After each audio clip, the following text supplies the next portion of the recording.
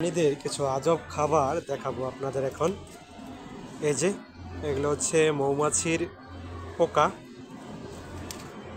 আর এগুলো হচ্ছে ঘাস ফড়িং, হয়তো দেখে চিনতে পারতেছেন। আর এগুলা বিভিন্ন মাছ এইভাবে বিভিন্ন সস দিয়ে মাখানো অবস্থায় আছে। আমাদের হচ্ছে শুটকি মাছ বলতে পারেন, কিছুটা শুটকি মাছ এভাবেই করে রাখছে। আর এগুলো হচ্ছে শৈবাল, সামুদ্রিক আগাছা বলতে পারেন যেগুলা, এইসব এগুলা সরাসরি আপনার খাবে এরা। এগুলো কোনো পোকা বুঝতে পারতেছি না, মধুর পোকার মতোই মনে হইতেছে, প্রসেসটা হয়তো ভিন্ন। এগুলো শৈবাল, এখানেও ঠিক এবার বিভিন্ন ধরনের শৈবাল আছে। এই পাশটাতেও কিছু মাছ আছে, যদি দেখাই।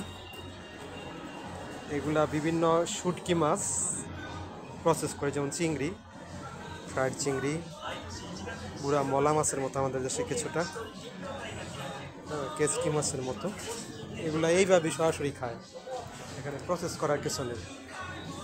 আর এখানে অক্টোপাস, যেগুলা অক্টোপাসের ঠ্যাং, কাঁকড়ার ঠ্যাং, তে এগুলা খাবারের তালিকার মধ্যে আর কি জাপানিদের।